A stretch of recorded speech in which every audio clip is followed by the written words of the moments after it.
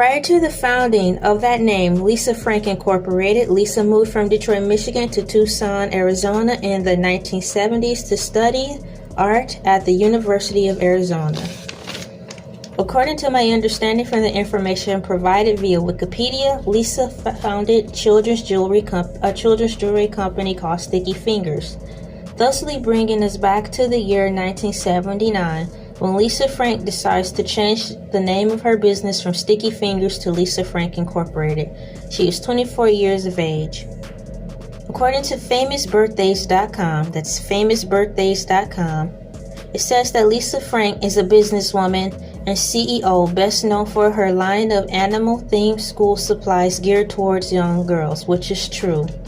By the 1990s, Lisa Frank was a household name for many young girls, which is also true because Lisa Frank really started blowing up, boom, during that age I was in. So I think I really started getting into Lisa Frank in late 94, early 95. Just like the timeline says, I think I had a soft introduction to her in late 93, early 94, so that meant I was in 4th grade, about to transition from summer vacation to go into 5th grade. So that's true. So not only is she from Michigan, born and raised there, the age of 20, she's from Michigan, born and raised there like myself. At the age of 24, she just did something monumental in her life that was good, and so did I at the same age. That's when I bought my first house. That was like monumental. And then on top of that, she became a household name around the time I was, transitioning from elementary to middle school. So it was like I really was sharing like a connection with her on all levels, especially with the fact that she was drawn to Peter Max, a psychedelic art and pop arts, person. Psychedelic is awesome, and so is pop arts. And at the time, I didn't know that was the style of drawing I was doing, or like when I made paper collages, I didn't know that was this type of style I was, producing and or gravitating to the most, and still do. But now that I have a special classification for what it's called, I know now psychedelic art and pop art. When I make my collages, they look more pop artsy than anything. But when I draw freehand and stuff like that, when I'm making like a collage of pictures freehand drawn on paper, not using like clips from magazines, it's more psychedelic as far as bright colors and how everything kind of bleeds together.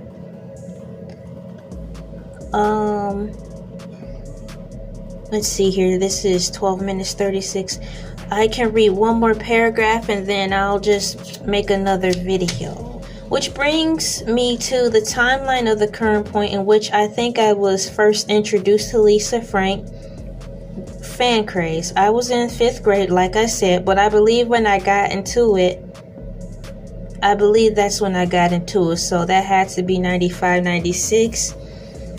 But as I think back, like I said previously, I think it was late 93, early 94-ish when I had a soft introduction to her. And my sister, my older sister, introduced me to this artwork presented in the form of stationery. My older sister took me to a stationery store called Paper Moon, located in Saginaw, Michigan, in the Green Acres Plaza. I think how it started is that she showed me some pencils she had. They were designed by Lisa Frank, and I liked them instantly. I know my older sister was older than me, but I don't think she was old enough to drive yet. I think one weekend my mom took us to the store, Paper Moon. I know it was my first time going in there.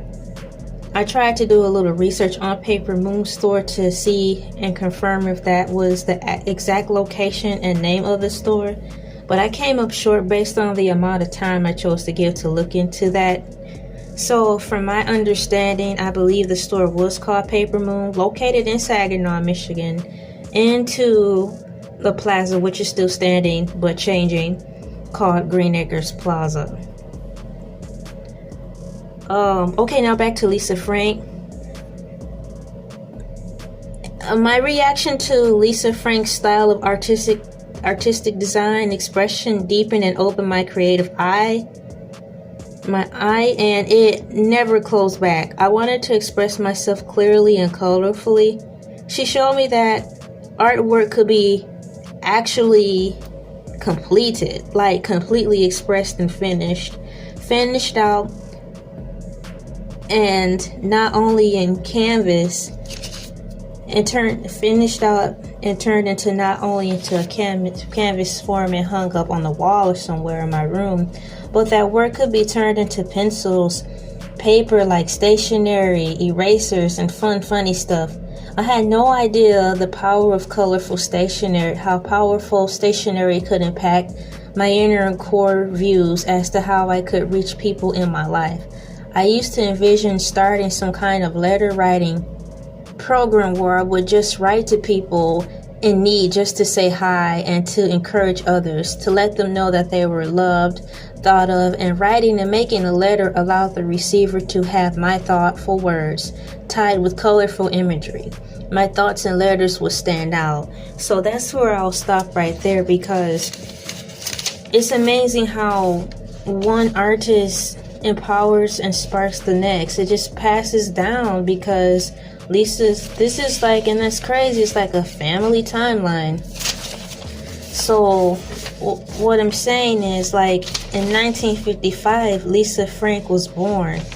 But just think, before her father was an art collector. So way before that, they didn't say her right off bat when her dad was born. But let's just say 1930s. So way back then, her dad was an artsy fartsy in the 1930s. And then in 1955, his child was born. And she had an art gene. And she got her inspiration not only from her father, but Peter Max, a German-American artist known for using bright colors in his work. And he is known for psychedelic art and pop in the 1960s. All those three people, and thanks to my sister, who is artsy fartsy, and I wish would be back more into artsy fartsy with her work, she introduced me to Lisa Frank. In her room, she had pencils on her table. She introduced me to Lisa Frank, to my knowledge, and that's when, the art gene was passed. Well, it was never passed on to me. It was just like the key was unlocked, granting me permission to just follow that road of artsy fartsiness. It felt like I joined a secret club, an invisible secret club. You know how when you have cousins and stuff, and it's like, this is our secret club and nobody can join but us because we're cool, and grown-ups are stupid. They don't know how fun it is to be a kid anymore. So this is our secret club and we're just gonna eat nachos. That's what I felt like I was a part of. So it's crazy. So let's just say from 1930s all the way up to 2020, 1930s all the way up to 93. How everything is tied together. Everything is interwoven, like how her art is. It's just a bunch of colors, but it flows together so well. Everything is so random about her artwork, but when you step back and look at it, it all makes sense. So this is my first part of Lisa Frank, a colorful inspiration. I'm so thankful to finally be getting to this topic. And as you can see, it's going to spill right over into the next year. So I'm happy because now I have I have a schedule for next year, January, so I don't have to think too hard about what to put up here on YouTube. I can stretch this out for about 2 weeks. Thank you, Jesus. This is me, Elay, pronounced like LA, like the city. I'm not from there, but I'm breezy. Happy Christmas. Happy New Year. It is all going to be okay.